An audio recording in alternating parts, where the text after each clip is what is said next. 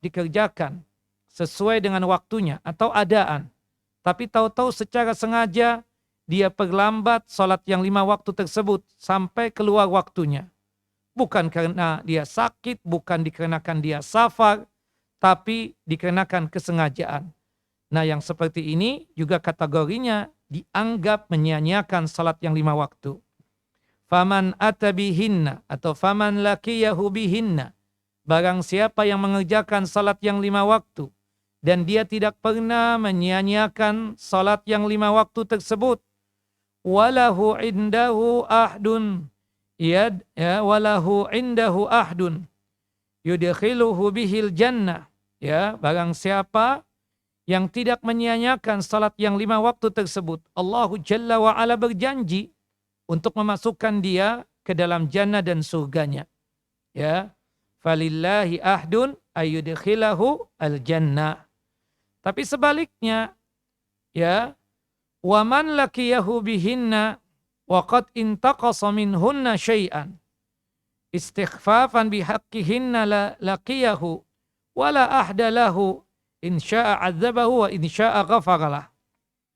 Wa man lam ya'ti bihinna, tapi bagi mereka yang tidak mau melaksanakan salat yang 5 waktu, dia kurangi hak-hak dari salat yang 5 waktu tersebut. Dia tidak mau untuk mengerjakan salat yang 5 waktu tersebut. Maka falaisa lillahi ahdun ayyudkhilahul jannah. Allah Jalla wa Ala tidak mau untuk berjanji untuk memasukkan dia ke dalam jannah dan surganya Allah Jalla wa Ala. In syaa'a 'adzabahu, jika Allah Jalla wa Ala berkehendak, dikarenakan dia tersebut tidak mengerjakan salat fardu selama hidup di dunia ini, maka akibatnya bisa saja Allah Jalla wa Ala nanti mampirkan dia ke dalam siksanya, ke dalam api neraka. Wa in syaa'a ghafaralah, tapi jika Allah Jalla wa Ala berkehendak, bisa saja Allah Jalla wa Ala mengampuni dosa-dosanya. Naam. Hadis ini ya derajatnya hasan dan dihasankan oleh Syekh Nasiruddin Albani rahimahullah rahmatan wasi'ah.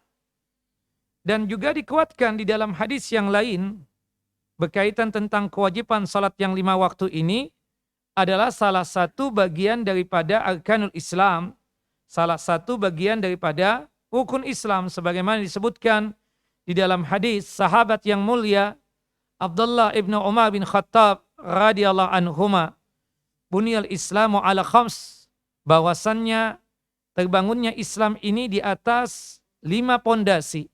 Salah satunya adalah melaksanakan dan mendirikan ibadah salat fardu atau salat yang 5 waktu ini. Nah, ini ya beberapa hadis yang menjelaskan tentang kewajiban salat yang 5 waktu. Dan artinya haram buat kita ya untuk meninggalkan salat fardu ini. Jika kita tidak bisa mengerjakan salat yang 5 waktu secara qiyam, secara berdiri, karena memang asal mulanya melaksanakan ibadah salat, baik itu salat wajib ataupun salat sunnah, itu dikerjakan dengan cara berdiri. Berdasarkan firman Allah Jalla wa Ala di dalam surah Al-Baqarah ayat 238, Hafizu ala salawati was salatil wusta wa qumu lillahi qanitin. Dan hendaknya kalian tersebut menjaga dan melaksanakan salat yang 5 waktu. Ya, termasuk di dalamnya adalah salatul wusta, yaitu salatul asar. Dan ketika mengerjakannya tersebut betul-betul dalam kondisi tunduk dan patuh.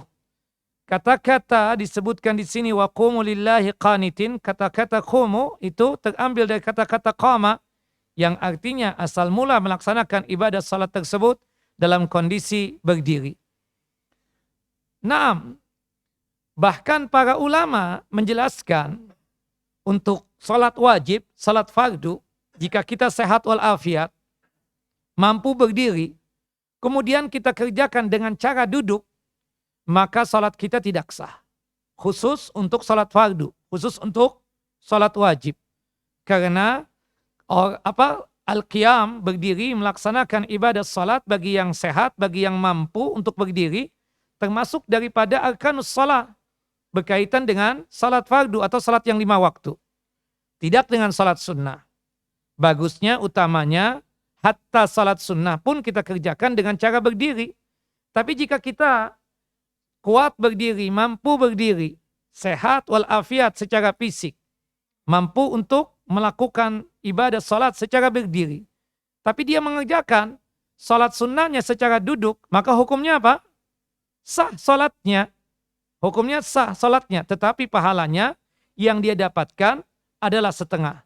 Kata Nabi kita Muhammad sallallahu alaihi wasallam dalam satu hadis yang sahih, salatul qa'id nisbi salatil qa'im. Salatnya orang yang duduk itu setengah pahalanya dibandingkan jika dia salat dalam kondisi berdiri.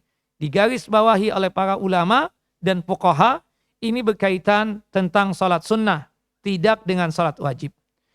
Nah, ketika kita tidak sanggup mengerjakan ibadah salat dalam kondisi berdiri, maka dengan cara duduk. Jika tidak sanggup juga, maka dengan cara berbaring. Sebagaimana disebutkan di dalam hadis yang sahih, hadis dari sahabat yang mulia Imran bin Husain radhiyallahu an. Imran bin Husain terkena penyakit wasir atau ambeien. Dia kemudian bertanya kepada Nabi SAW, "Ya Rasulullah, ya Nabi Allah, kaifa usalli? Bagaimana aku salat?" Kata Rasulullah, "Salli qa'iman." Jika engkau sanggup berdiri, maka kerjakan salat dalam kondisi berdiri. Fa illam tastati fa qa'idan. Jika engkau tidak sanggup melaksanakan salat dalam kondisi berdiri dikarenakan sakit, maka salat dalam kondisi duduk. Fa illam tastati fa ala jambin. Kalau tidak sanggup juga dalam kondisi duduk, maka dengan kondisi berbaring. Nah, dari hadis-hadis tadi menjelaskan kondisi apapun kita, sehat ataupun sakit, selama akal pikiran ini masih ada pada diri kita, masih sehat akal pikiran kita, maka wajib kita tersebut melaksanakan ibadah salat. Hatta kita sakit bagaimanapun, gak sanggup berdiri, duduk, gak sanggup mengerjakan dengan cara duduk karena sakit, dengan cara berbaring. Bahkan disebutkan dalam satu riwayat, jika sekiranya tubuh ini sudah tidak bisa digerak-gerakkan dikarenakan sakit stroke dan selainnya atau yang sejenisnya, dia cuma sekedar akal pikirannya saja yang jalan, maka salat dalam kondisi menghayalkan itu salat. Tetap wajib dia melaksanakan ibadah salat. Dan perlu diketahui ikhwan wa akhawati fid din, a'azani wa a'azakumullah, syarat wajibnya untuk melaksanakan ibadah salat tersebut 4 hal berikut ini. Yang pertama Islam. Kita yang mengaku diri beragama Islam, Muslim, beriman kepada Allah, wajib untuk melaksanakan ibadah salat. Sebagaimana yang disebutkan di dalam surah At-Taubah, surah yang ke-9, ayat yang ke-18. Innama ya'muru masajidallah man amana billahi wal yaumil akhir. Sesungguhnya yang sanggup memakmurkan masjid-masjid Allah Jalla wa'ala adalah orang yang beriman kepada Allah dan beriman kepada hari akhir. Maksudnya orang muslim yang beriman kepada Allah Jalla wa'ala. Kafir, dia tersebut, meskipun melaksanakan ibadah salat tidak dianggap. Karena syarat utama satu amalan dianggap saleh adalah ketika dia tersebut sudah menyatakan iman dan Islam. Makanya dalam surah yang sama yaitu surah At-Taubah, ayat sebelumnya, ayat 17, Allah Jalla wa'ala mengatakan, "Makanal musyrikina ayya'muru masajidallah syahidina ala anfusihim bil kufur." Tidaklah mungkin orang-orang musyrik itu melaksanakan ibadah salat. Kenapa? Karena mereka itu mengakui dirinya sebagai orang yang kufur kepada Allah Jalla Jalaluh. Naam. Yang kedua, syarat wajibnya melaksanakan ibadah salat selain dia Islam adalah baligh. Anak kecil, belum balik, belum ada beban untuk melaksanakan kewajiban ibadah salat. Tapi kita yang punya anak, bapak, ibu, diperintahkan untuk mengenalkan ibadah salat ini sedini mungkin sebelum dia balik. Ketika dia sudah balik, paham, mengerti bahwasanya salat yang 5 waktu ini wajib atas mereka untuk mereka kerjakan. Dalam hadis sahabat yang mulia Amr bin Su'aib an abi an jaddi qala Rasulullah sallallahu alaihi wasallam, Rasulullah sallallahu alaihi wasallam bersabda, muru auladakum bis salah wa hum abna'u sab'i sinin. Perintahkanlah anak-anak kalian untuk melaksanakan ibadah salat pada saat mereka tersebut berumur 7 tahun. 7 tahun belum baligh, tapi kita sebagai orang tua mengenalkan tentang syariat ini. Dan paling tingginya berkaitan tentang masalah ibadah dan amalan adalah ibadah salat. Nah, jadi seseorang yang Islam dan balik melaksanakan, wajib untuk melaksanakan ibadah salat. Yang ketiga adalah berakal. Ya, di antara antum boleh meninggalkan ibadah salat. Ya, jika antum apa? Majnun, gila. Lawan daripada berakal.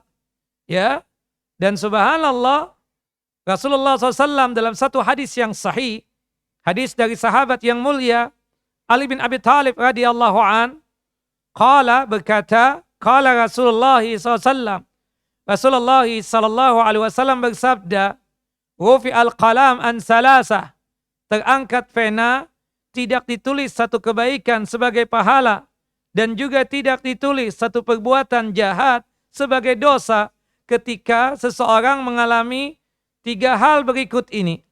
Salah satunya adalah anil majnuni hatta yafiqa, orang yang gila sampai dia tersebut hilang penyakit gilanya. Artinya, ya, orang yang majnun, orang yang gila, ya, itu tidak ada beban untuk menjalankan syariat. Salah satu daripada bagian syariat tersebut apa? Mendirikan dan menegakkan serta melaksanakan ibadah salat. Nah, termasuk sabihun bil majnun, sama seperti orang yang gila siapa? Orang yang on and off, kadang on, kadang off. Siapa? Pikun. Ya. Subhanallah, kalau kita mendapatkan ada orang tua sudah tidak paham lagi tentang yang ada di sekitarnya. Jangankan tentang masalah sholat, tentang istrinya dia nggak ngerti. Istrinya siapa? Anak-anaknya siapa? Subhanallah. Nah, ini orang yang sudah hilang akal sehatnya. Dulunya sehat, tapi sekarang sudah pikun. Nggak ngerti tentang apa yang terjadi di sekitarnya. Apalagi berkaitan tentang masalah apa? Ibadah salat. Nah, ketika kita mendapatkan ada orang yang sudah pikun, berarti statusnya itu sama seperti apa? Orang gila. Dan orang gila wajib nggak melaksanakan ibadah salat? Tentu tidak. Dan kita tidak perlu memaksa-maksa dia untuk ayo salat bersama kita. Kan seperti itu. Karena dia juga nggak ngerti keadaan dia suci atau tidak, dari hadas atau dari najis. Kemudian tentang masalah sholat, ini sholat zuhur atau sholat asar, nggak ngerti. Makanya berkaitan tentang hadis innamal a'malu binniyat, itu berkaitan tentang seseorang yang yang ahlul akal, yang artinya memiliki akal. Sedangkan orang majnun itu tidak punya niat. Makanya orang gila kalau kita suruh apapun dia mau saja kan. Kita suruh ketawa, ketawa. Ya, kita suruh nangis, nangis. Kita suruh joget, joget tuh orang gila. Karena memang nggak ada pikirannya, nggak ada niatnya. Dan kalau dia melakukan satu perbuatan baik pun tidak ternilai sebagai pahala. Kalau toh dia melakukan perbuatan kejahatan sekalipun tidak ternilai sebagai apa? Dosa. Jangankan hukum syariat, hukum internasional saja, dia itu dihukumi enggak? Ya, tidak. Ya kan ada kasus ya perempuan gila diperkosa. Kemudian dia hamil kan? Berapa tahun yang lalu kan pernah kejadian begitu. Siapa yang memperkosa enggak ada yang tahu. Kemudian subhanallah dia melahirkan anak. Dia pikir siapa? Dia bunuh tuh bayinya. Gila tuh perempuan.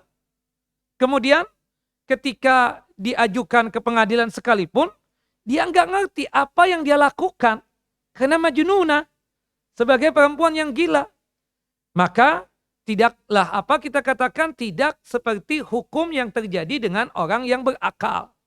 Nah, maka oleh sebab itu orang yang gila, orang yang majnun, ya, itu tidak ada beban untuk melaksanakan ya kewajiban syariat ini, termasuk melaksanakan ibadah sholat. Termasuk tadi saya katakan sama seperti statusnya seperti orang yang gila adalah apa? Orang yang pikun. Nah, termasuk juga yang disamakan juga nih secara hukum fikihnya adalah orang yang pingsan. Orang yang pingsan.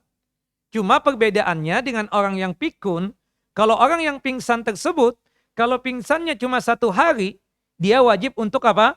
Mengqadha salat.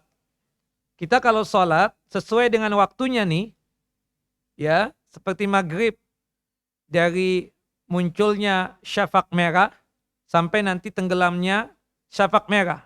Itu waktu maghrib. Itu kalau kita mengerjakan salat maghrib di waktunya namanya adaan. Tapi kalau misalnya kita kelewatan ya waktu pelaksanaan salat maghrib tersebut itu namanya qadhaan. Seperti salat subuh misalnya.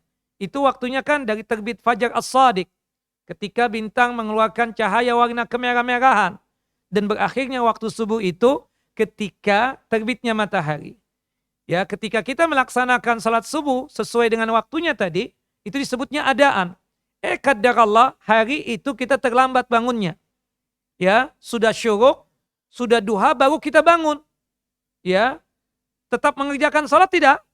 Tetap mengerjakan salat. Kata Nabi SAW dalam hadis Anas bin Malik radhiyallahu an, man nama an salatin falyusalliha idza qama.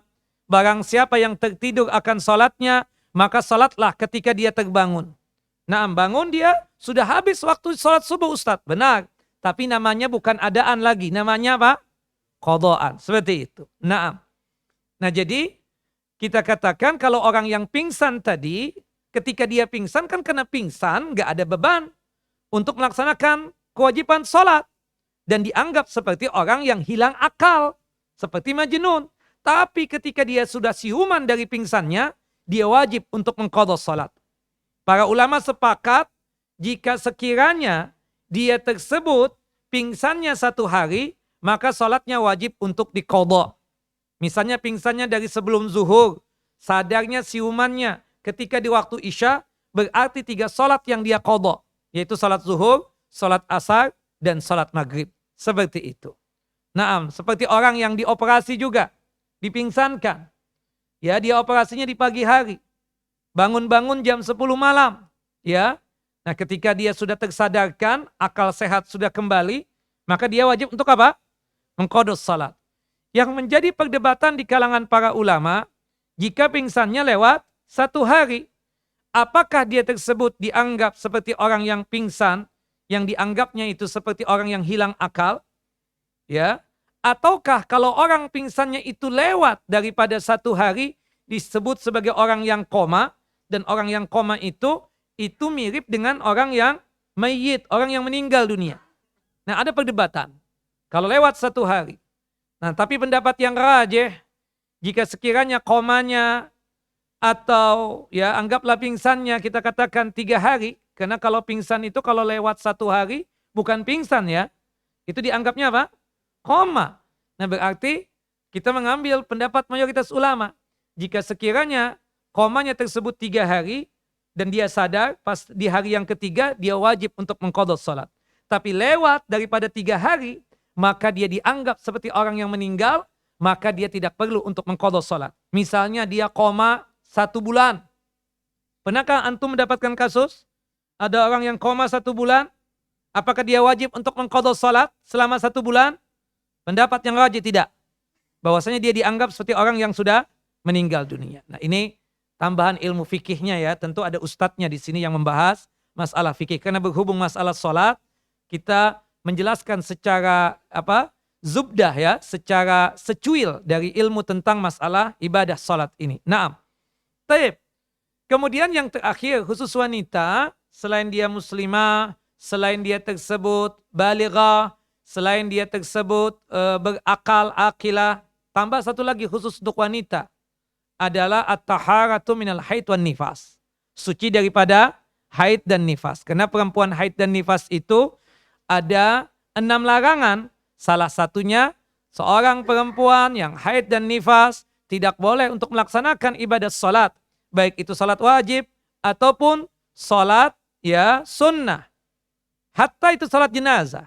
Qaddarallah takdirnya ketika suaminya meninggal dunia, si perempuan tersebut lagi haid. Boleh nggak dia mensolatkan jenazah suaminya? Tidak boleh. Berdasarkan hadis dari Ibunda Aisyah radhiyallahu anha. Dia memohon meminta kepada ustaz untuk terakhir kalinya. Begini aja deh ibu. Ibu nanti kalau suci baru ibu salatkan jenazahnya. Kan sudah dikubur ustaz. Iya benar. Nanti ibu datang ke kuburannya, salatkan jenazah suami ibu di kuburan beliau. Ya. Kan tidak boleh salat di kuburan. Ibu, yang tidak boleh salat di kuburan itu salat yang ada ruku dan sujudnya. Dan semua salat ada ruku dan sujudnya. Kecuali salat apa?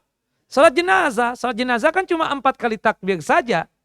Pertama, membaca ta'awud dan al-fatihah. Takbir yang kedua, membaca salawat Nabi.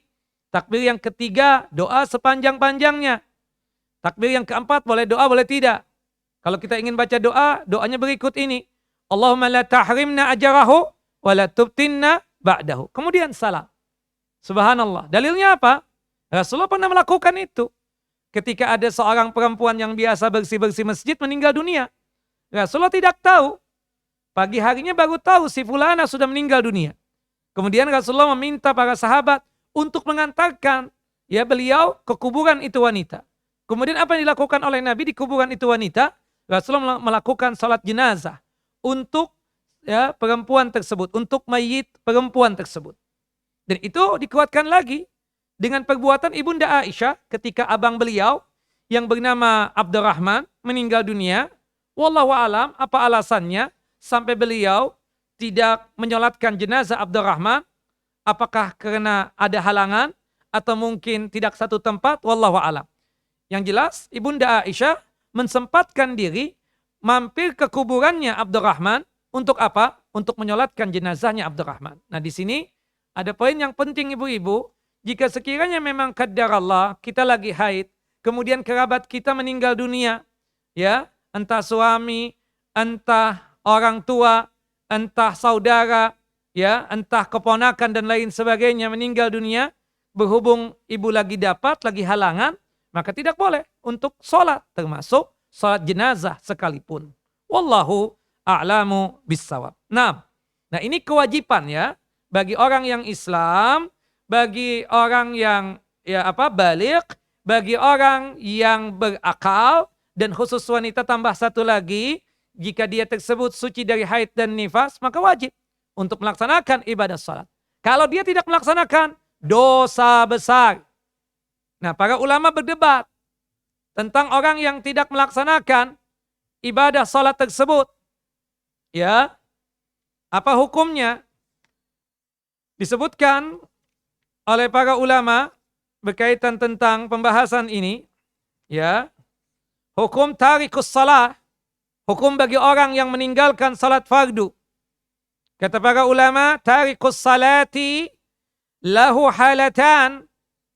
Orang yang meninggalkan salat fardu itu keadaannya ada dua. Imma an yatrukaha jahidan li fardiyatiha munkiran li wujubiha.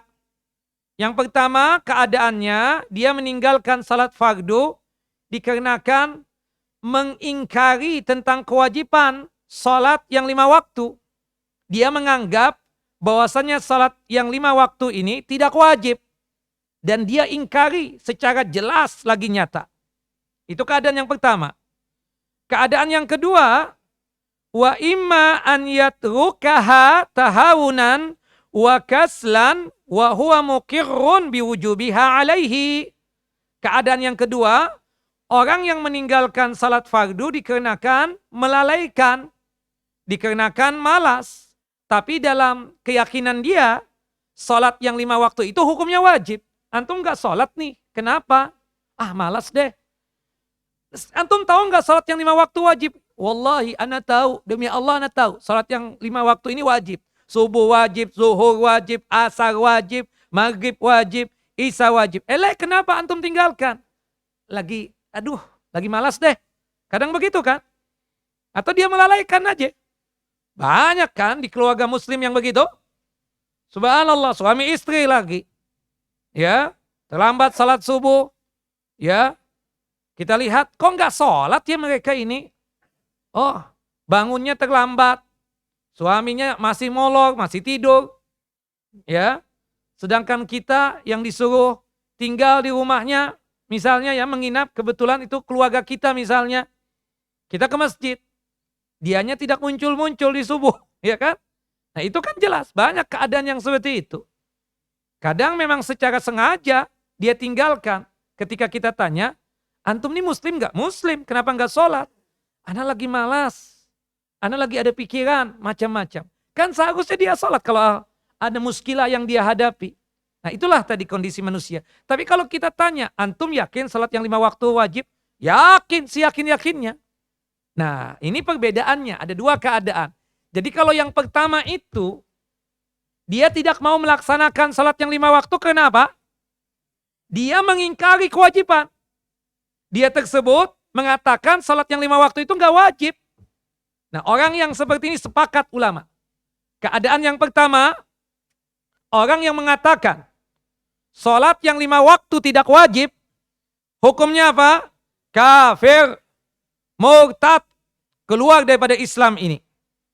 Disebutkan oleh para ulama, tarikus salati juhudan man tarakas salata jahidan liwujubiha au jahada ujubaha walam yatruk fi'laha bisurah fahuwa kafirun murtadun biijma'il muslimin. Barang siapa yang meninggalkan ibadah salat dikarenakan mengingkari kewajiban salat yang 5 waktu, mengingkari kewajiban salat subuh, mengingkari kewajiban salat zuhur, mengingkari kewajiban salat asar, mengingkari kewajiban salat maghrib, mengingkari kewajiban salat isya, ya, dan dia tidak pernah mengerjakan salat yang 5 waktu tersebut dikarenakan keyakinan dia tadi bahwasanya salat yang 5 waktu itu tidak wajib, maka hukumnya apa? Fahuwa kafir, dia kafir, murtad, keluar daripada Islam berdasarkan ijma'nya kaum muslimin, berdasarkan konsensusnya dan kesepakatannya para ulama. Tetapi di sini tentunya kita ketika menghukumi kafir tersebut setelah apa? Iqamatul hujjah dan kasyfus syubhat. Ya, mungkin dia ada subhat sampai dia itu mengatakan salat yang 5 waktu tidak wajib. Kita dakwahi dia, kita nasihati dia. Ya, kita tegakkan hujjah-hujjah. Nah, kalau dia masih seperti itu, nanti imam, maksudnya pemimpin, hukumah, atau yang punya otoriti, itu memintakan taubat dari dia. Taubat nggak antum? Antum nggak sholat karena keyakinan antum bahwasanya sholat yang 5 waktu ini tidak wajib. Taubat, taubatan nasuha. Fa in taba, kalau sekiranya dia bertaubat, selesai. Tidak dihukumi apa-apa. Tapi kalau sekiranya dia tidak mau bertobat, tetap dalam keyakinan dia bahwasannya salat yang 5 waktu ini tidak wajib dan dia mengingkari kewajiban salat fardu atau salat yang 5 waktu ini, maka dihukumi oleh hukumah ya dengan hukuman murtad. Kalau orang murtad itu hukumnya apa? Hukum mati. Ya, kata Nabi SAW, man baddala dinahu faqtuluh. Orang yang merubah agamanya dari tadi Islam menjadi kafir, ya, maka hukumnya dibunuh. Tapi yang punya hak eksekusi untuk membunuh siapa? Hukumah atau pemerintah, ya, seperti itu. Bukan kita ya. Antum lihat sahib antum gak sholat, antum nasehatin dia, antum tegakkan hujjah-hujjah, tetap ngeyel begitu, ya. Dia bilang, ana mengatakan bahwasanya salat yang 5 waktu tidak wajib, ana ingkari kewajiban tersebut. Antum ambil binduk, antum dog dia mati. Mati lu. Ya, sebagai eksekusi buat dia. Antum yang ditangkap ujung-ujungnya. Karena antum gak punya hak eksekusi di situ. Ya, antum tebas lehernya karena dia gak sholat misalnya. Kenapa antum tebas lehernya? Ustaz, mengingkari kewajiban sholat 5 waktu, Ustaz. Ana udah memintakan taubat dari dia. Ana suruh dia untuk kembali kepada Islam, untuk melaksanakan ibadah sholat. Tapi tetap ngeyel. Tetap dia mengatakan sholat yang 5 waktu ini tidak wajib. Ya sudah, ana ambil pedang, ana tebas lehernya, Ustaz. Gak boleh antum. Sekali lagi, yang punya hak eksekusi siapa? Ulil amri, pemerintah kita katakan, bukan kita ya. Seperti itu. Naam, ya termasuk ya orang yang mencuri. Ketangkap basah. Antum mana pedang, mana pedang. Ya kan? Ngapain Pak? Kita mau potong tangannya. Gak boleh Pak. Yang punya hak eksekusi siapa? Ulil amri, pemerintah, seperti itu. Apalagi na'udzubillah ya. Ketangkap basah, mana bensin, mana bensin. Waduh. Kita kadang seram mendapatkan seperti itu. Nah makanya kalau kita menangkap maling juga, ya nangkap basah begitu, serahkan kepada pihak yang berwajib, yaitu ulul amri, ya seperti itu. Nah, wallahu a'lam. Nah tentu hukum ini yang menjalankan eksekusi siapa? Ulil amri atau hukumah, ya bukan kita. Kita membicarakan hukumnya saja. Adapun yang meninggalkan ibadah salat dikarenakan malas dan melalaikan ibadah salat, dia bukan mengingkari kewajiban salat yang 5 waktu. Dia tidak mengingkari kewajiban salat yang 5 waktu. Tapi dia meninggalkan salat fardu secara sengaja, itu amdan, secara sengaja. Min ghairi udhrin syar'iyyin, tanpa ada alasan yang syar'i. Kalau dia meninggalkan salat yang 5 waktu dikenakan alasan yang syar'i, pingsan misalnya. Itu alasan yang syar'i kita katakan. Ini tidak. Ya, maka kata para ulama bahwasannya ya di sini ada perbedaan pendapat. Ada 2 pendapat. Ada yang mengatakan annahu kafirun kharijun anil millah. Ya, kharijun an millatil Islam. Dia dihukumi sama, kafir juga, keluar daripada Islam ini. Tapi ini pendapat yang marjuh kita katakan.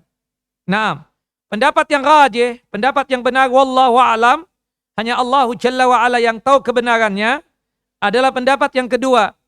Bahwasannya orang yang meninggalkan salat yang 5 waktu secara sengaja, tanpa ada alasan yang syar'i, tapi dia tersebut masih punya keyakinan, salat yang 5 waktu ini hukumnya wajib. Ya? Dia punya keyakinan, salat yang 5 waktu ini hukumnya apa? Wajib. Salat subuh wajib. Salat zuhur wajib, salat asar wajib, salat maghrib wajib, salat isya wajib. Cuma dikarenakan malasnya dia lalaikan salat yang 5 waktu. Tidak mau melaksanakan ibadah salat 5 waktu. Maka hukumnya apa dia? Hukumnya adalah fasik, asin, murtakibun, likabiratin. Ya, murtakibun, likabiratin. Dia adalah dihukumi fasik. Fasik itu adalah al-kharid an ta'atillah, keluar, orang yang keluar dari ketaatan kepada Allah Jalla wa'ala. Masih muslimkah dia? Masih muslim.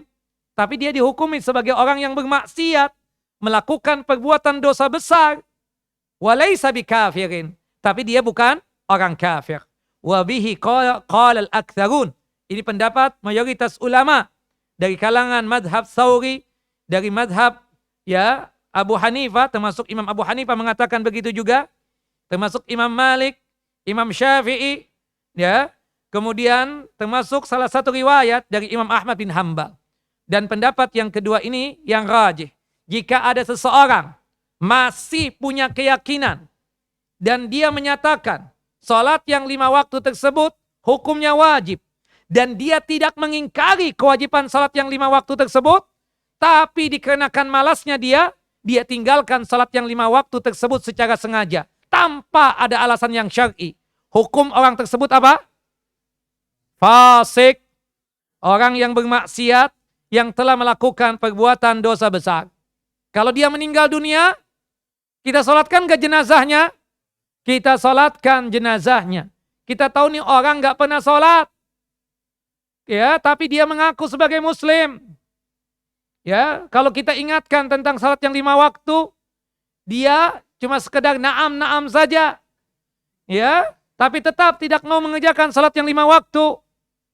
Ketika kita tanya, antum kenapa enggak salat 5 waktu? Apakah antum tidak yakin salat yang 5 waktu ini tidak wajib? Apakah antum ini punya keyakinan salat yang 5 waktu ini tidak wajib? Kata dia, tidak, ana yakin. Salat yang 5 waktu ini hukumnya wajib. Tapi kenapa antum tidak salat? Kita tanya seperti itu, kata dia malas. Selesai. Atau ada alasan yang lain lah. Macam-macam manusia tersebut. Tapi dia ya tetap punya keyakinan salat yang 5 waktu hukumnya wajib.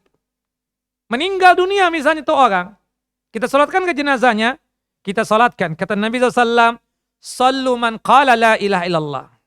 Nah, dalil yang menjelaskan orang yang meninggalkan salat yang 5 waktu secara sengaja tanpa ada uzur syar'i dan dia masih tetap punya keyakinan salat yang 5 waktu itu wajib, itu hukumnya fasik, orang yang bermaksiat dan melakukan perbuatan dosa besar dan masih dianggap sebagai muslim dan dia tersebut bukanlah kafir.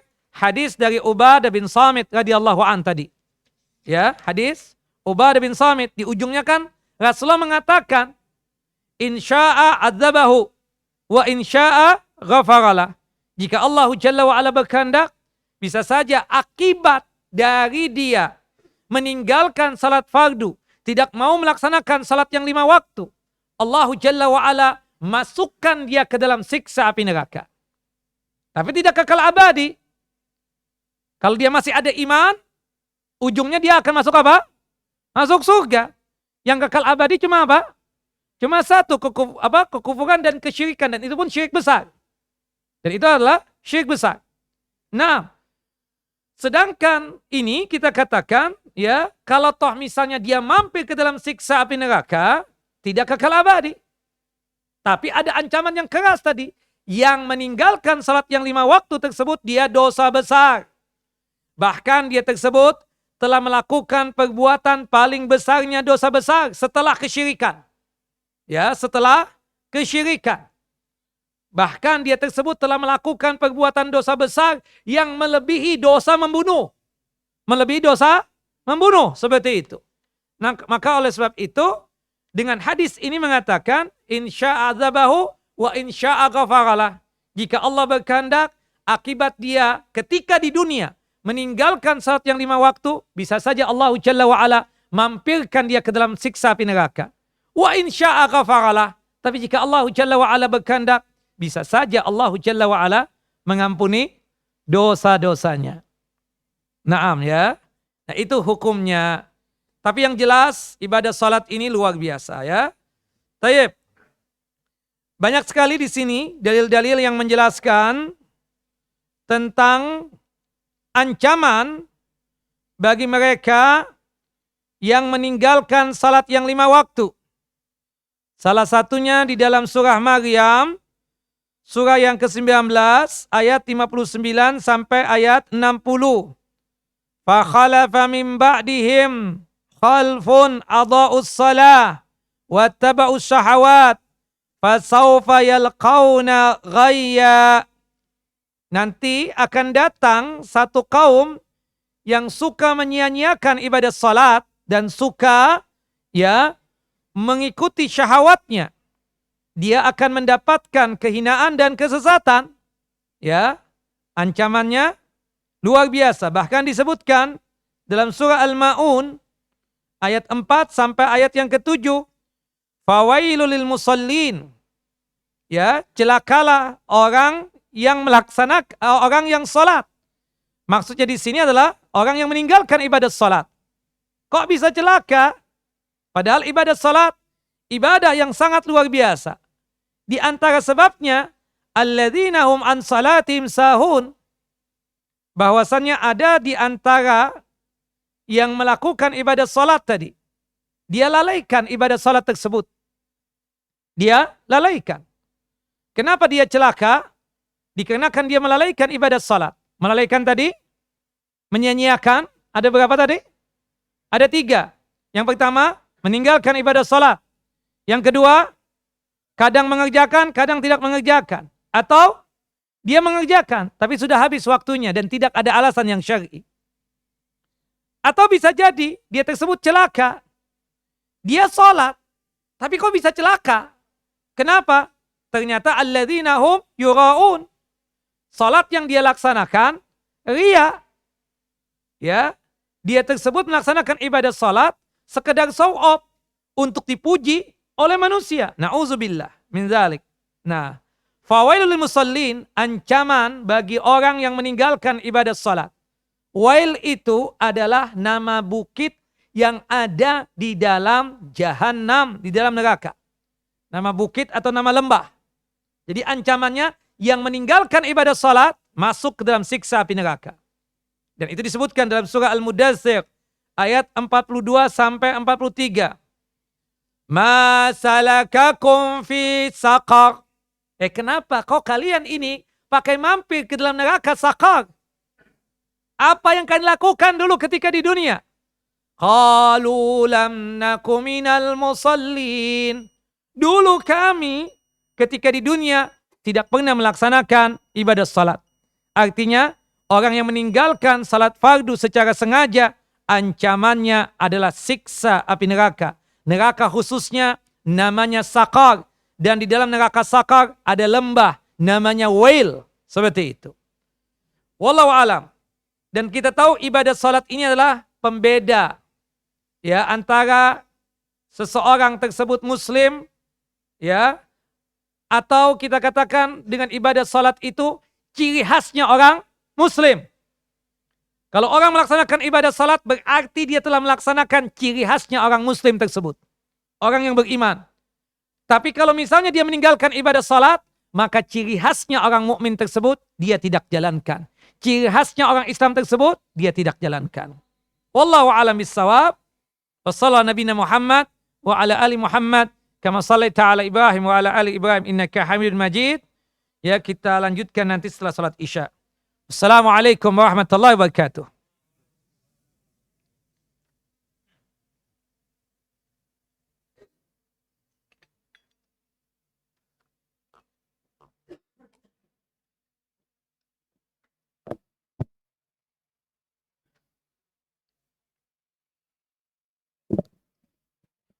الله أكبر الله أكبر الله أكبر الله أكبر أشهد أن لا إله إلا الله أشهد أن لا إله إلا الله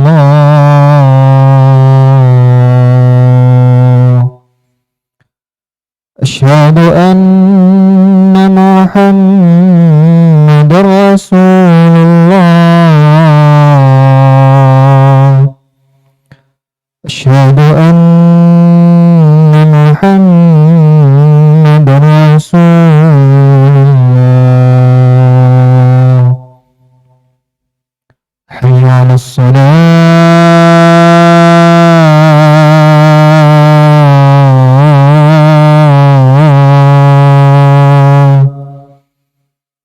حي على الصلاة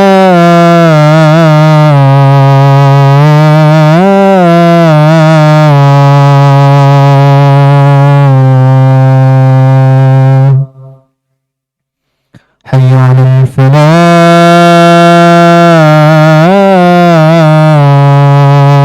الفلاح حي على الفلاح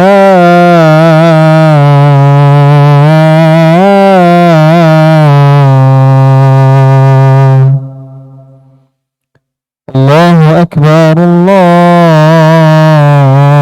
أكبر لا إله إلا الله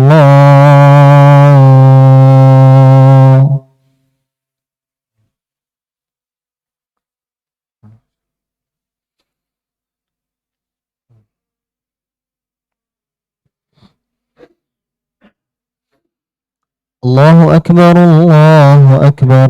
أشهد أن لا إله إلا الله. أشهد أن محمد رسول الله. حي على الصلاة حي على الفلاح. قد قامت الصلاة قد قامت الصلاة. الله أكبر الله أكبر. لا إله إلا الله. استووا اعتدلوا أقيموا صفوفكم.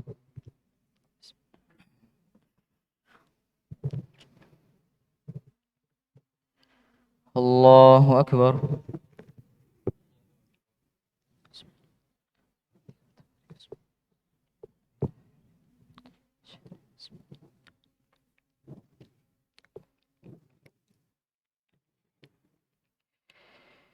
الحمد لله رب العالمين الرحمن الرحيم مالك يوم الدين إياك نعبد وإياك نستعين اهدنا الصراط المستقيم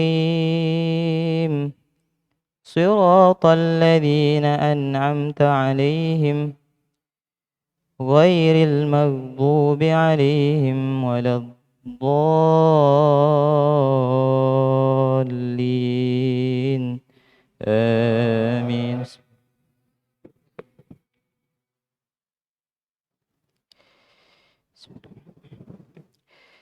إنما المؤمنون الذين آمنوا بالله ورسوله ثم لم يرتابوا وجاهدوا بأموالهم وأنفسهم في سبيل الله أولئك هم الصادقون. الله أكبر.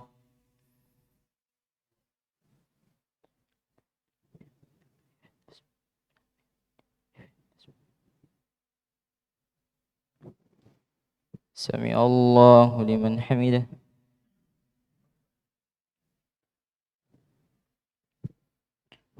الله أكبر.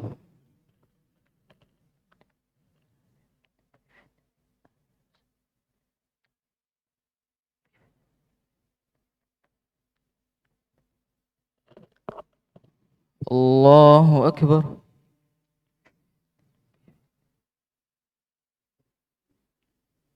الله أكبر.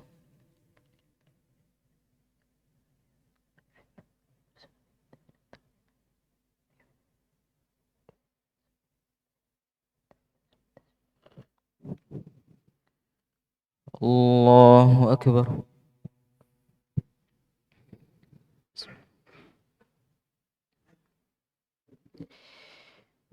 الحمد لله رب العالمين الرحمن الرحيم مالك يوم الدين إياك نعبد وإياك نستعين اهدنا الصراط المستقيم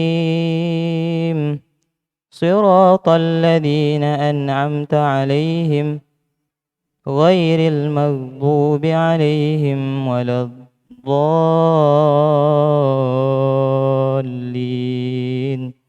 آمين.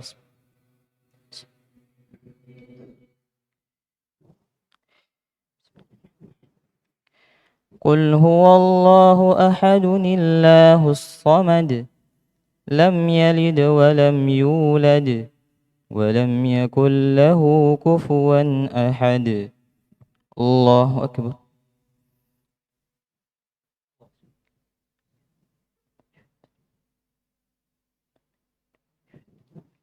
سمع الله لمن حمده.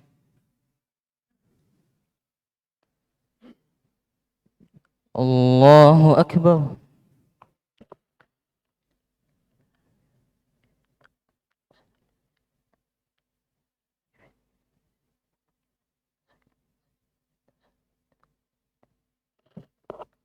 الله أكبر.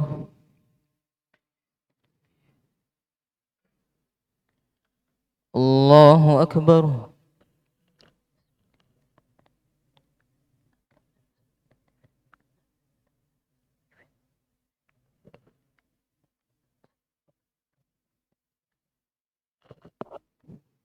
الله أكبر.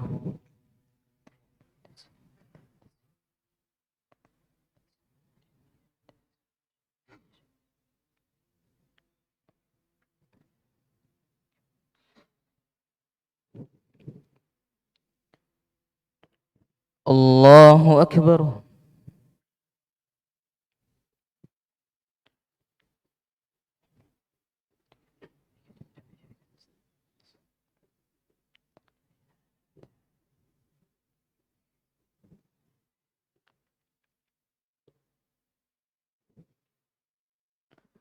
الله أكبر.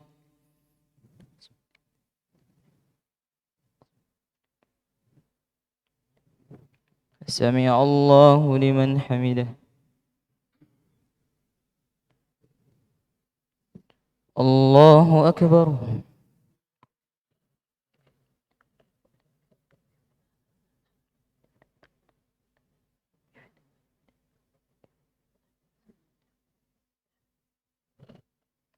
الله أكبر.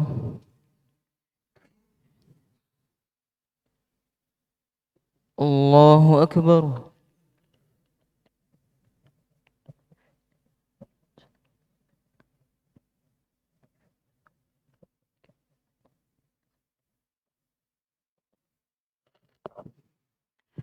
الله أكبر.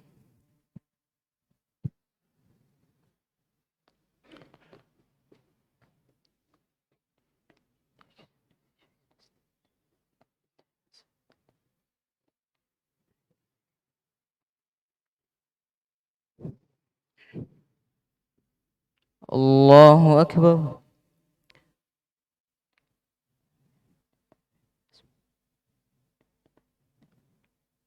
سمع الله لمن حمده. الله أكبر.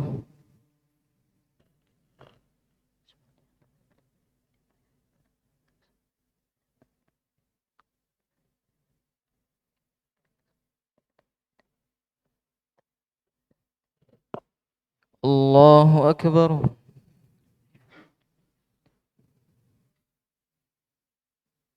الله أكبر.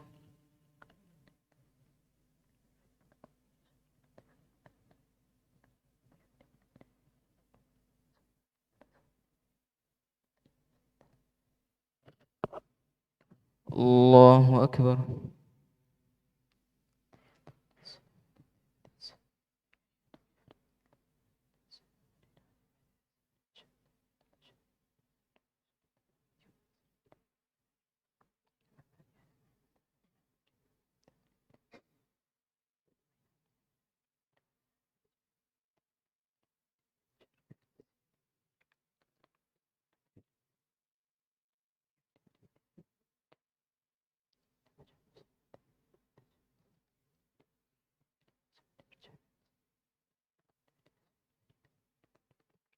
السلام عليكم ورحمة الله. السلام عليكم ورحمة الله.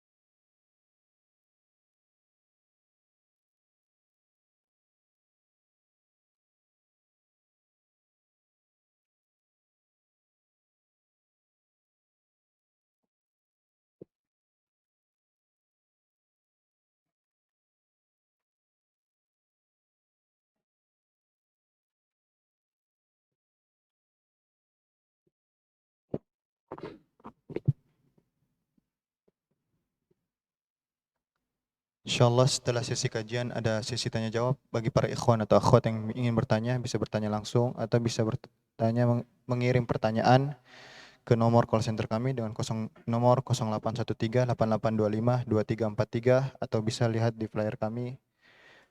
Ala Ustadzil Fadil falyatafaddal mashkur. Bismillahirrahmanirrahim. Assalamualaikum warahmatullahi wabarakatuh. Alhamdulillah alladzi bi ni'matihi tatimmus shalihat wa usalli wa usallim ala nabiyil karim Muhammad bin Abdullah wa ala alihi wa sahbihi wa man tabi'ahu ila yaumiddin wa ba'd wa bisakhri sadri wa yassir li amri wahlul 'uqdatam min lisani yafqahu qawli. Allahumma anfa'na bima 'allamtana wa 'allimna ma yanfa'una wa zidna ilma. Ikhwani wa akhawati fid din, a'azani wa a'azakum Allah. Bapak dan Ibu yang selalu dimuliakan oleh Allah Jalla wa Ala, Majlis Ta'lim Masjid An-Nur Kasagaya yang selalu dalam lindungan dan penjagaan Allah Jalla Jalaluh. Melanjutkan kajian kita, pembahasan tentang dosa-dosa besar. Kita masuk pada dosa besar yang keempat, yaitu berkaitan tentang dosa besar meninggalkan salat fardu. Di sini Al-Hafidh Adz-Dzahabi rahimahullah rahmatan wasi'ah membawakan ayat-ayat dan hadis-hadis yang berkaitan tentang ancaman bagi mereka yang meninggalkan pelaksanaan salat fardu atau salat yang 5 waktu. Bagi mereka yang meninggalkan salat fardu atau salat 5 waktu mendapatkan ancaman yang sangat luar biasa. Kita ingin membacakan ayat-ayat ini dan juga hadis-hadisnya, cuma sepertinya waktu juga yang sifatnya menghalangi kita untuk kita bacakan seluruhnya. Insya Allah pembahasan dosa besar yang keempat ini kita bagi menjadi 2 pertemuan, malam ini dan pertemuan yang akan datang insya Allah. Intinya berkaitan tentang salat yang 5 waktu, ini hukumnya wajib untuk kita laksanakan. Salat subuh, salat zuhur, salat asar, salat maghrib, dan tentunya adalah salat isya. Naam, dan itu dikuatkan dari hadis-hadis Nabi SAW, termasuk dari hadis Ubadah bin Samit radhiyallahu an dan juga hadis Abdullah ibnu Umar radhiyallahu anhuma. Dan dijelaskan tadi ya sebagai ringkasan, bagi orang yang meninggalkan salat yang 5 waktu atau salat fardu dikarenakan mengingkari kewajiban salat yang 5 waktu, hukumnya apa ya ikhwan? Murtad, hukumnya kafir, murtad, keluar daripada Islam ini. Nah, sedangkan bagi mereka yang meninggalkan salat yang 5 waktu secara sengaja tanpa ada alasan yang syar'i, kenapa dia sampai meninggalkan salat yang 5 waktu? Dia meninggalkan salat yang 5 waktu dikenakan dia malas, makanya dia lalaikan salat yang 5 waktu. Tapi dia masih punya keyakinan bahwasanya salat yang 5 waktu ini hukumnya wajib. Hukumnya apa ya ikhwan orang tersebut? Fasik. Dia tersebut fasik dan masih ya muslim, bukan dihukumi kafir. Jika dia meninggal dunia, maka kita hendaknya apa? Tetap menyolatkan jenazahnya. Seperti itu. Baik Ustadz, kita Bapak dan Ibu yang dimuliakan oleh Allah Jalla wa Ala. Naam, Ustadz Muhammad Yahya, silakan untuk memimpin season yang kedua, yaitu tanya jawab. Falyatafadhal mashkuran. Naam. Assalamualaikum. Bagaimana menasihati orang yang meninggalkan sholat bertahun-tahun? Apakah kita masih wajib menasihatinya atau tidak? Syukran. Sebagaimana yang kita pahami, salat fardu, salat yang 5 waktu, hukumnya adalah wajib. Ya. Dan kita mendakwahkan dakwah Islam ini ya tentunya sampai mati. Dan mendakwahkan dakwah Islam ini tidak cukup cuma 1 kali atau 2 kali saja selesai. kita memang mendapatkan ada sebagian kaum muslimin yang meninggalkan salat yang 5 waktu ini bertahun-tahun dikarenakan kejahilannya. Ketika kita tanyakan, antum tahu tidak salat yang 5 waktu ini hukumnya wajib? Dia mengatakan ya, saya tahu hukumnya wajib. Apakah antum tetap punya keyakinan salat yang 5 waktu ini wajib? Dia pun mengatakan ya, punya keyakinan. Kenapa antum kok bertahun-tahun meninggalkan salat yang 5 waktu ini? Dia bilang dikarenakan malas. Nanti kata dia, kalau sudah tua baru melaksanakan salat yang 5 waktu. Ada orang seperti itu? Ada. Nah, orang setiap kali ketemu dengan orang tersebut selalu kita ingatkan tentang kewajiban salat yang 5 waktu tersebut. Terlepas orang tersebut menghindari kita atau tetap ingin berjumpa dengan kita, setiap kali kita bertemu dengan dia tetap kita ingatkan. Tapi memang status orang tersebut bagaimana? Para ulama memang berikhtilaf sebagaimana yang kita jelaskan tadi. Ya, ada 2 pendapat. Sebagian ulama ada yang mengkafirkan orang yang model seperti itu. Tapi pendapat yang rajih, pendapat yang benar, dia dihukumnya apa? Fasik, karena dia tetap yakin salat yang 5 waktu itu hukumnya wajib. Tapi dikarenakan dia malas, dia melalaikan salat yang 5 waktu tersebut.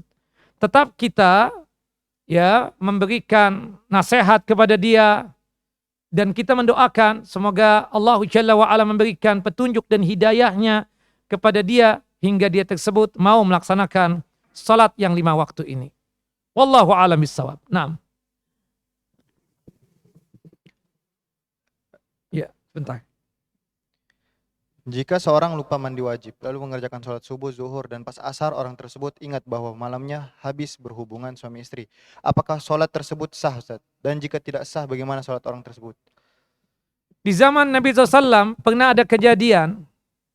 Ada seorang sahabat Nabi melakukan hubungan intim dengan istrinya. Setelah melakukan hubungan intim dengan istrinya, dia langsung tidur.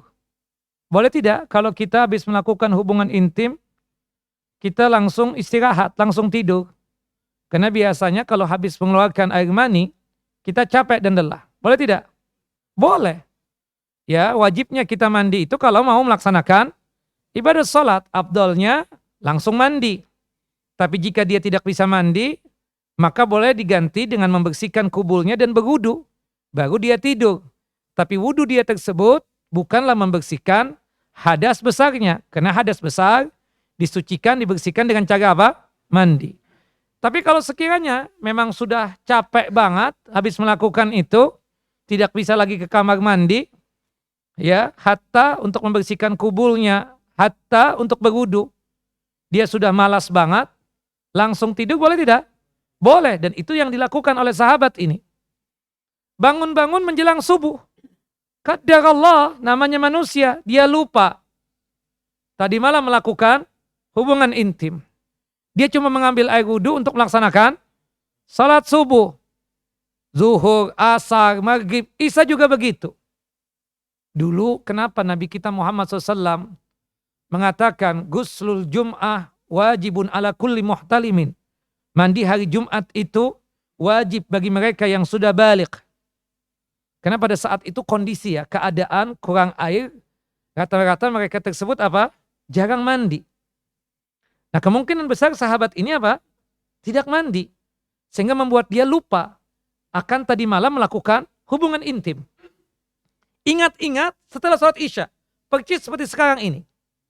Dia datang kepada Nabi Sallallahu Alaihi Wasallam, kemudian mengatakan, Ya Rasulullah halaktu, wahai Rasulullah binasa aku, mati aku. Kata Nabi, ma'ahlakaka, apa yang mengakibatkan engkau mati binasa? Subhanallah, sahabat Nabi, kalau sudah merasa salah itu, seperti langit runtuh. Seperti dia mau mati saja sudah. Subhanallah, itulah sahabat Nabi, ya, ridwan Allah ajma'in, ya. Kemudian sahabat itu mengatakan, Ya Rasulullah nasitu an guslil janabah. Aku lupa mandi junub. Sejak kapan kata Nabi? Sejak tadi pagi. Subuh, zuhur, asar, maghrib, isya. Aku sholat dalam kondisi hadas besar. Sekarang baru ingat ya Rasulullah. Gimana sholat yang 5 waktu yang aku kerjakan hari ini. Kata Nabi, iktasil al-an. Engkau mandi sekarang, kemudian habis mandi, ya, engkau sholat lagi. Ulangi sholat yang 5 waktu tersebut sekarang ini. Kenapa? Karena kondisinya dia apa? Hadas. Beda dengan najis. Ya. Kalau najis, misalnya nih pakaian kita ada najis, kita lupa. Bayi kita tadi kencing di pakaian kita ini. Namanya bayi laki-laki dan dia baru makan ASI, air susu ibu, tidak makan apa-apa. Itu baunya enggak terlalu menyengat, bahkan bisa hilang. Kita lupa, ini pakaian tadi dikencingi, ya, anak kita, bayi kita yang laki-laki. Kita bawa sholat. Setelah selesai sholat maghrib, setelah selesai sholat isya, setelah sholat isya tepatnya, baru dia ingat, astagfirullah.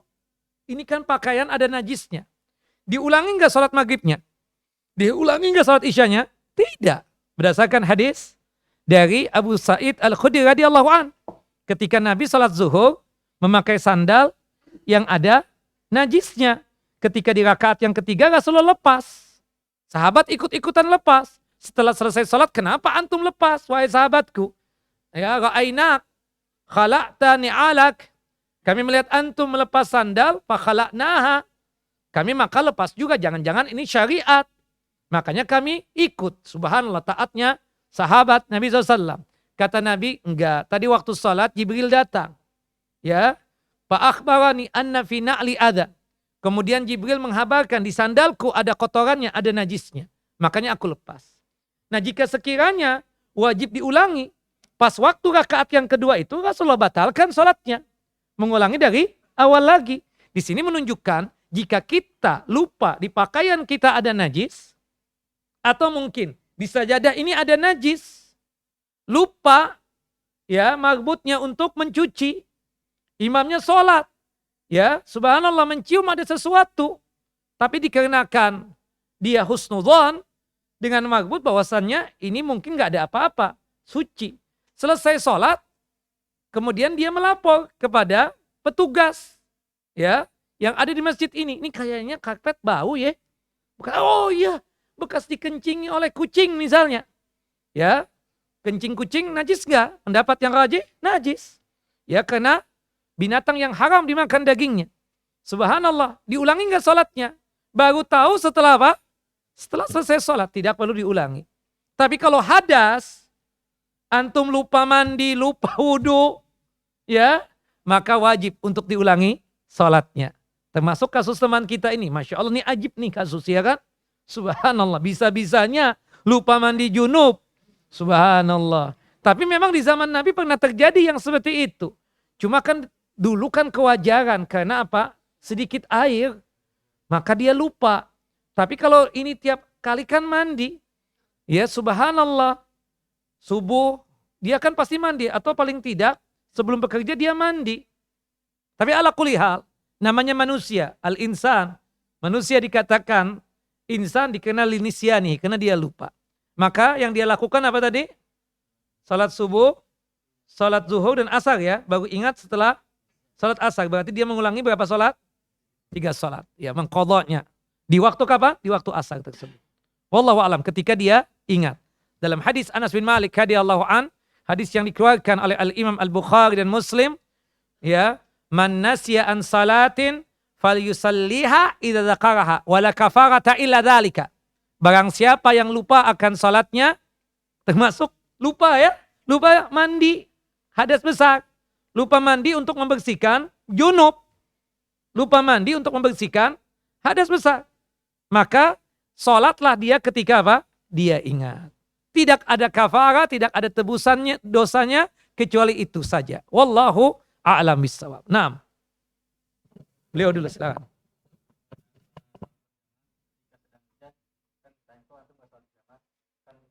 Uzur. Iya. Iya, uzur juga. Antum misalnya dekat di sini nih, hujan lebat. Meskipun begitu. Karena salah satunya ketika terjadi hujan lebat, di zaman dulu juga ada payung kita katakan. Tapi kan tidak diumumkan di masjid, ayo bawa payung ke masjid, kan seperti itu. Jadi uzur, ya uzur mungkin tanahnya becek, kita nggak tahu. Seperti itu. Yang jelas hujan lebat termasuk uzur. Nah, banyaklah uzur itu kan. Ada yang sifatnya umum, ada yang sifatnya khusus kita katakan. Nanti tanyakan sama Ustadz fikih di sini. Ada nggak? Udah ya? Ada ya Ustadz? Nah, seperti itu. Jadi itu termasuk uzur ya. Rasulullah mengatakan apa? Memerintahkan muadzinnya untuk apa? Sallu fi rihalikum, ketika hujan lebat waktu itu kan seperti itu. Naam, wallahu a'lam bissawab. Naam. Salam.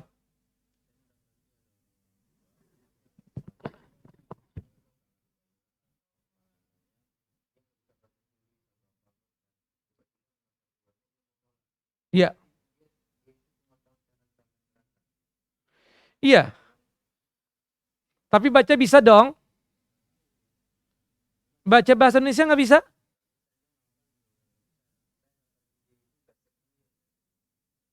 Tapi akalnya sehat.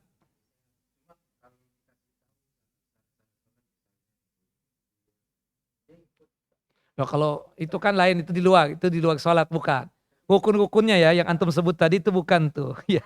Kalau isbal itu di luar sholat, dalam sholat jangan isbal kan begitu ya. Al-Fatihah hafal? Antum ajarkan hafalan. Insya Allah bisa. Kalau nggak bisa juga, dianggap seperti mu'allab. Bacanya apa? Subhanallah walhamdulillah wala ilaha illallah wallahu akbar. Tapi itu bagi mu'allab ya.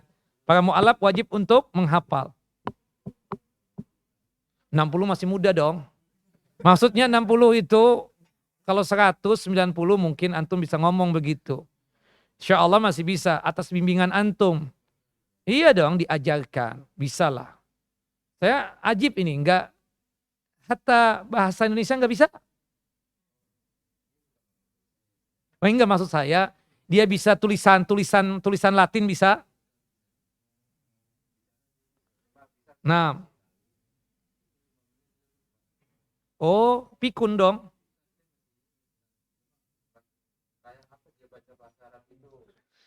Walhasil saya sarankan antum yang dekat dengan dia, membimbing dia.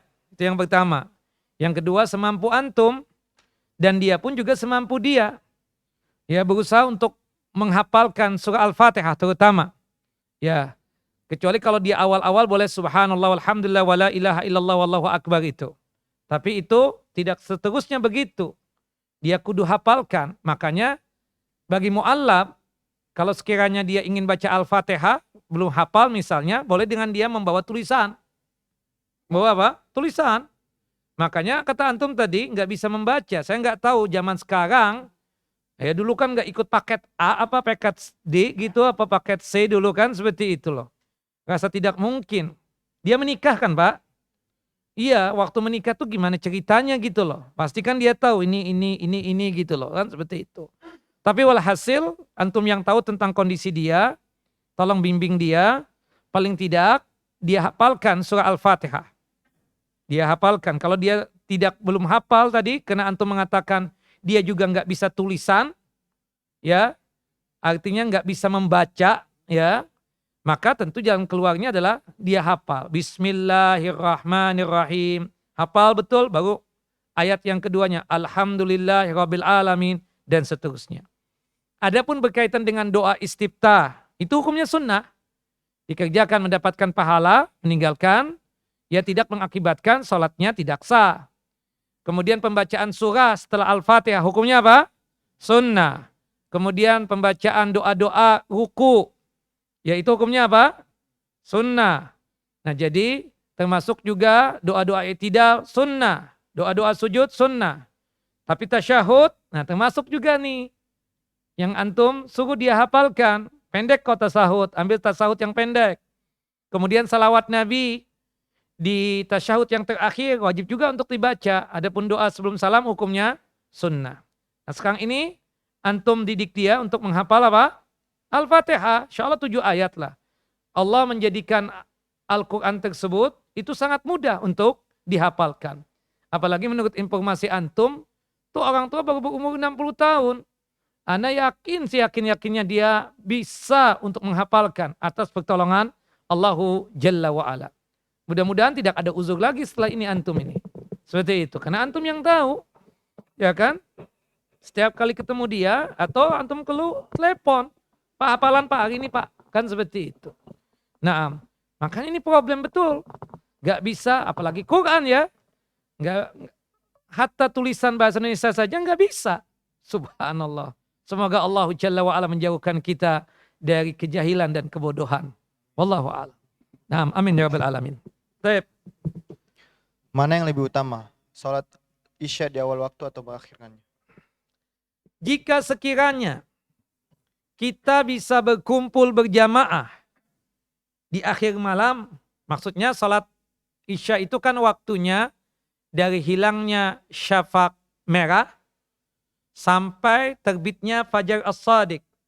Fajar As-Shadiq itu bintang yang mengeluarkan cahaya warna kemerah-merahan sebagai tanda waktu subuh telah tiba. Tapi waktu Isya itu terbagi menjadi dua. Ada waktu yang afdal untuk kita kerjakan salat Isya, itu dimulai dari awal waktu sampai tengah malam. Ya, sampai tengah malam, anggaplah jam 12. Kemudian ada waktu yang mabdul, masih boleh salat Isya, tapi tidak afdal lagi, yaitu setelah apa? Tengah malam sampai menjelang subuh. Seperti itu. Nah, bahkan para ulama mengatakan yang setelah setengah malam itu kalau darurat saja itu untuk mengerjakan salat Isyanya. Artinya kesimpulannya, kalau Masjid An-Nur Kasagaya buka pintu untuk salat di tengah malam, anggaplah jam 11 atau jam 12, dan pada jamaah pada hadir, kita mengerjakan salat Isyanya berjamaah, afdal, utama. Laula an asyqa ala ummati la amartuhum bi ta'khiri salatul Isya ila jawfil lail. Kalau tidak memberatkan umatku, maka niscaya aku akan perintahkan mereka mengerjakan salat Isya di tengah malam. Bukan setelah tengah malam ya, tengah malam. Tapi sanggup nggak antum hadir ke masjid ini? Anda sih nggak sanggup. Terus terang. Nah, berhubung tidak sanggup, dikembalikan kepada hukum pelaksanaan salat berjamaah. Afdalnya kapan? Di awal waktu, berdasarkan hadis dari sahabat yang mulia Abdullah ibnu Mas'udin radhiyallahu an, ketika bertanya kepada Nabi SAW, ya Rasulullah, ayul a'mali ahabbu ilallah. Wahai Rasulullah, amalan apa yang paling dicinta dan paling disuka oleh Allah Jalla wa'ala? Dalam riwayat yang lain, ya Rasulullah, ayul a'mali afdal, amalan apa yang paling utama, yang banyak pahalanya? Qala Rasulullah SAW, as-salatu ala waktiha. Salat di awal waktu. Nah, kita sudah membuktikan, kita nggak sanggup. Apalagi ada orang-orang yang tua. Ada lagi orang-orang yang memang kondisinya besoknya kerja.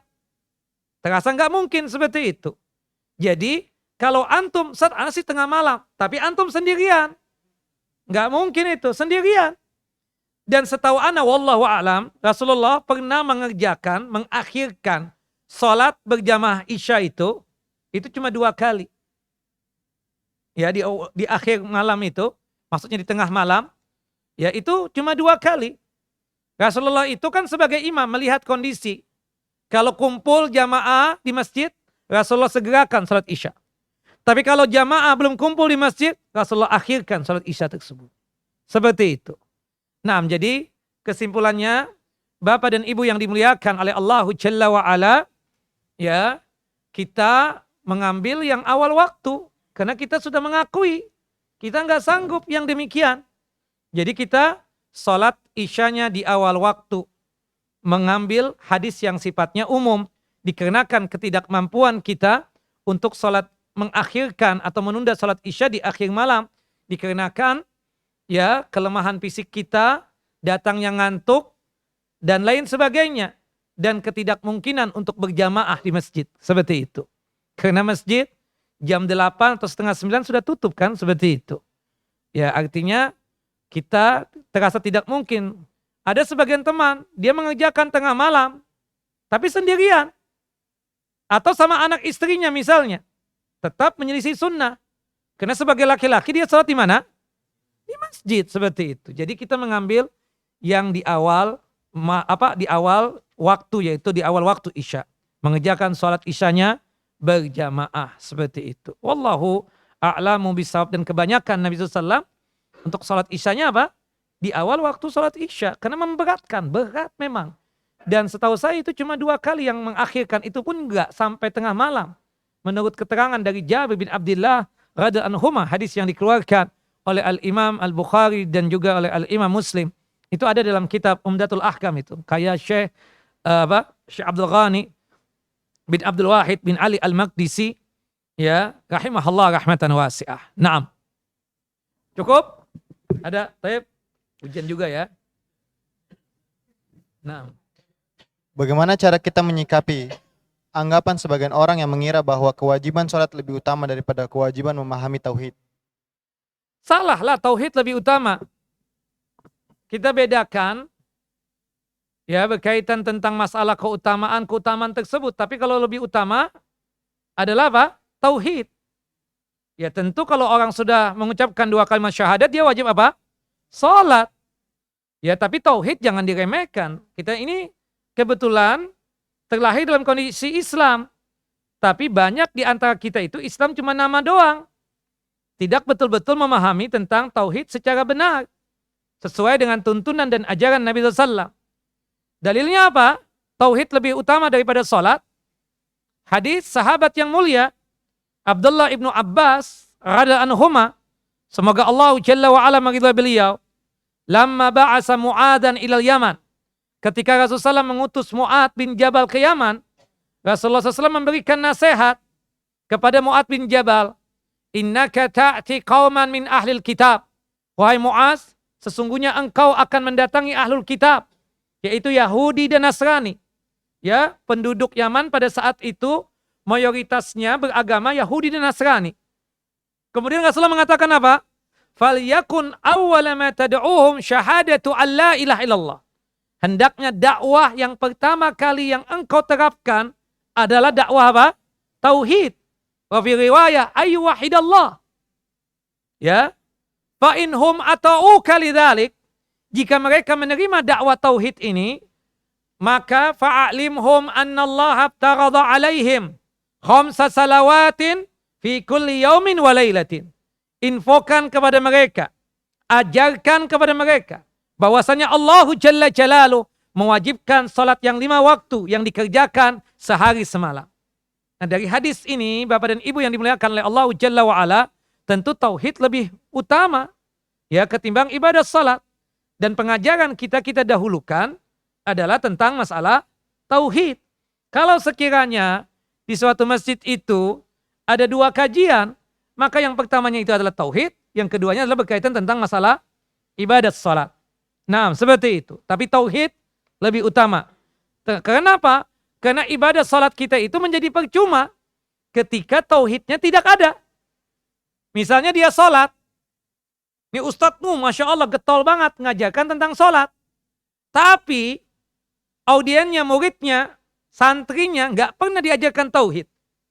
Ujung-ujungnya muridnya, santrinya melakukan perbuatan syirik. Dan syiriknya syirik besar lagi. Dia sholat, tapi bersamaan dengan itu dia datang ke kuburan. Cari wangsit, bertawassul dengan ahli kubur, berdoa dengan ahli kubur. Percuma sholatnya, bukan begitu? Tidak ada nilai pahalanya di sisi Allah Jalla wa'ala. Gugur pahala sholatnya dikarenakan dia melakukan perbuatan syirik besar tadi. Nah maka oleh sebab itu tauhid kita ajarkan. Dan belajar tauhid ini sampai mati. Ya, mendakwahkan dakwah tauhid ini sampai mati. Ya, jangan bosan-bosan. Seperti itu. Ya, sampai ada ustadz, buku Ushulus Salasah itu kan kecil ya. Buku kecil itu. Tipis. Di masjid yang sama, sudah selesai, dia ulangi lagi. Kenapa? Karena merasa muridnya itu belum paham. Dia ulangi sampai paham. Untuk apa Ustadz? Mengkokohkan tauhid dia. Nah, seperti itu. Jadi, mantapkan tauhid. Kalau tauhid kita mantap, maka insya Allah keimanan kita bertambah. Kalau keimanan kita bertambah, maka insya Allah amal soleh kita juga bertambah. Wabil khususnya apa? Ibadah salat kita. Nah, wallahu a'lam. Ya Bapak. Nah. Kalau kita sholat,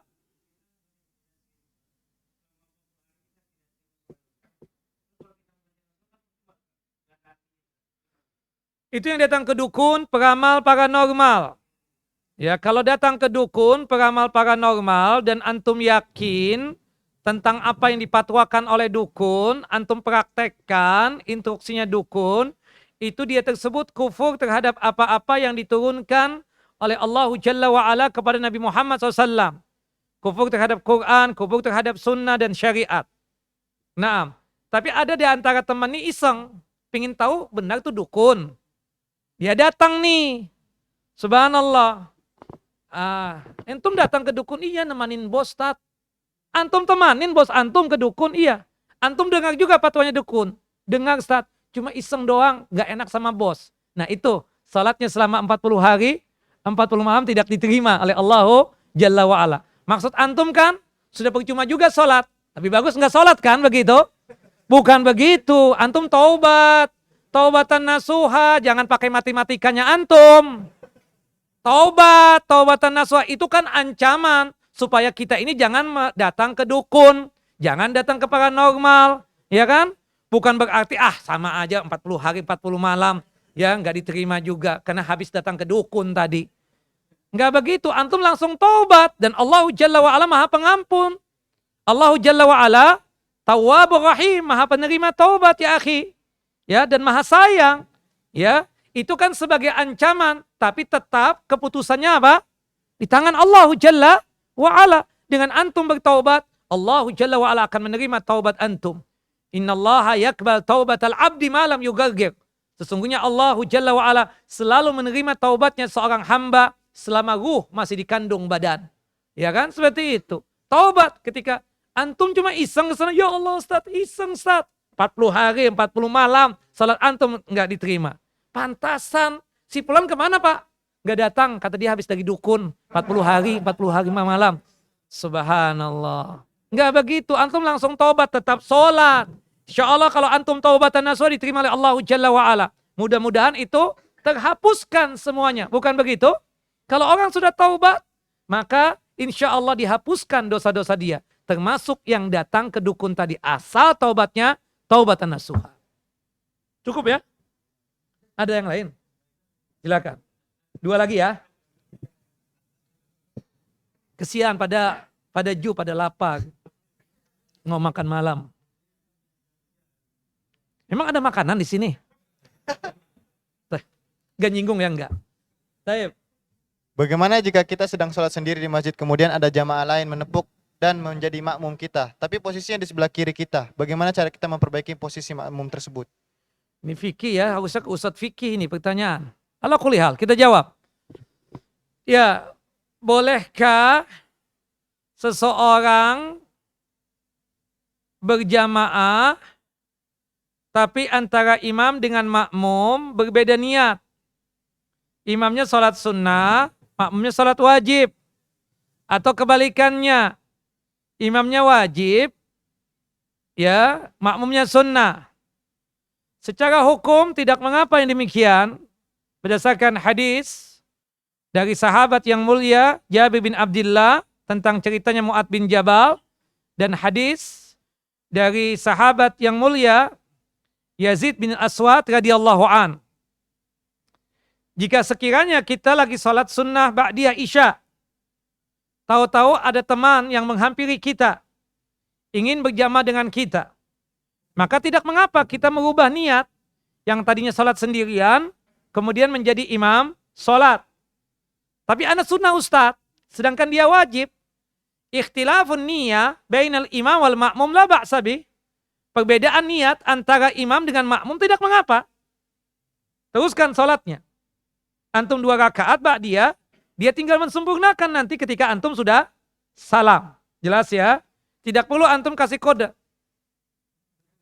Kan ada yang begitu. Dia sudah berada di mepet dengan kita, di samping kanan kita.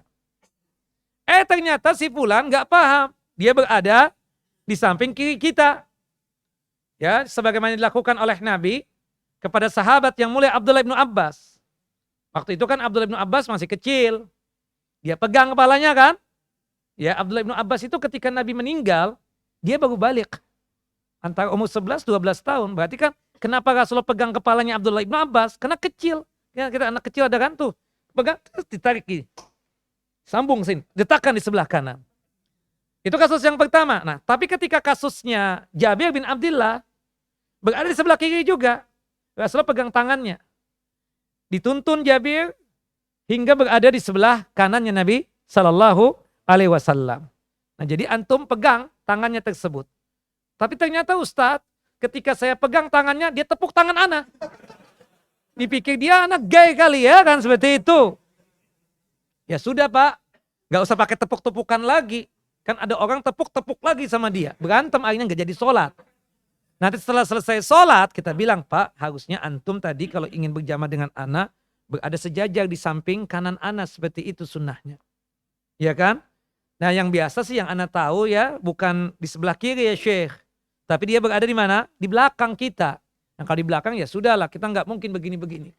Ya kan seperti itu. Biarin aja sudah. Nanti selesai sholat kita baru ingatkan, baru kita informasikan ilmu ini. Seperti itu.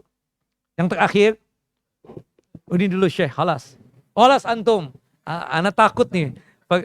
Ini yang terakhir ya Syekh. Taib. Terakhir, Ustaz. Mohon nasihat untuk lebih semangat sholat di masjid dibanding sholat di rumah.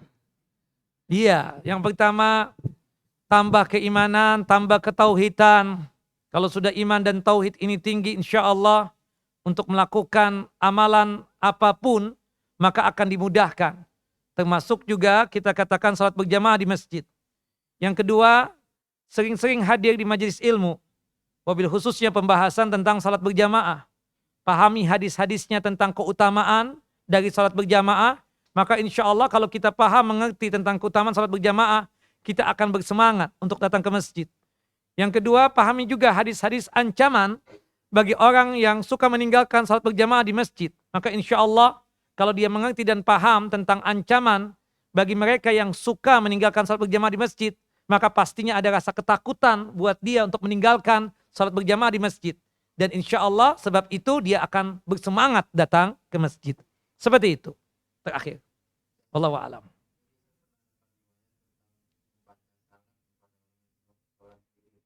Iya. Iya. Makanya rajin-rajin datang ke Masjid An-Nur Kosagaya. Anda baru lihat antum nih. Sini banyak ustadz. Ya. Iya kalau kita lagi sholat ngasihkan isyarat dengan tangan. Seperti itu. Ya sebenarnya ya kan ketika memberikan salam ada nanti membahas. Di sini Anda lihat ada pembahasan Riyadhus Shalihin tuh. Ada pembahasan tentang masalah salam tersebut. Ya ketika memang kita kadang nggak tahu kan, teman kita itu lagi sholat ataukah lagi tidak sholat. Tahu-tahu antum main langsung mengucapkan salam. Ketika antum memang memberikan salam, ya kita memberikan isyarat dengan tangan kita. Sebagaimana yang terjadi pada Nabi SAW.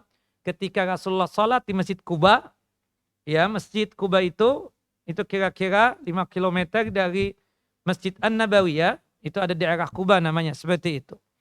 Nah, itu Rasulullah SAW datang ke sana, para sahabat penduduk Quba pada datang juga. Kemudian memberikan salam kepada Nabi. Rasulullah lagi sholat sunnah di situ. Rasulullah cuma memberikan isyarat dengan tangannya. Sebagai tanda bahwasanya beliau menjawab salam. Seperti itu. Nah, ya kalau misalnya orang lagi sibuk, misalnya antum lagi baca Al-Quran, lagi sibuk banget nih. Ya, Anda datang, Anda langsung tahiyatul masjid aja di sini. Anda tidak perlu mengganggu antum untuk mengucapkan salam. Assalamualaikum warahmatullahi wabarakatuh. Ya kan? Atau orang lagi sibuk zikir. Hukumnya makruh kalau kita mengucapkan salam kepada dia. Seperti itu. Kecuali kalau kita ada hajat. Antum lagi asyik baca Quran karena anak ada perlu banget sama antum. Anak ya mengucapkan salam sebelum menyampaikan hajat anak seperti itu. Tapi kalau antum lagi sibuk misalnya untuk membaca Al-Quran, maka kita tidak dianjurkan untuk memberikan salam. Seperti orang sibuk zikir. Termasuk juga kita katakan, Ustadz lagi asyik ceramah nih. Kan ada teman kadang datang. Ustadz, Assalamualaikum warahmatullahi wabarakatuh. Kita mau nggak mau jawabin dong, Waalaikumsalam warahmatullahi wabarakatuh. Bukan begitu? Seharusnya teman yang baru datang itu, dia duduk di pinggiran sana, dia mengucapkan salam dengan satu orang yang ada di sampingnya. Assalamualaikum Pak, Waalaikumsalam. Itu udah mewakili itu Ustadz, mewakili jamaah semua. Bukan dia langsung menunjukkan keakrabannya dia dengan Ustadz itu, kan begitu. Ya ini kesalahan, banyak terjadi antara teman-teman seperti itu. Jadi Kalau orang lagi sibuk atau lagi orang sibuk berduaan di situ, dia lagi ngobrol hebat. Kita nggak perlu mendekat. Assalamualaikum Pak. Kita ganggu dia lagi asyik ngobrol. Enggak. Jadi kan kewajibannya itu kalau ketemu, idza laqitahu fasallim alaih.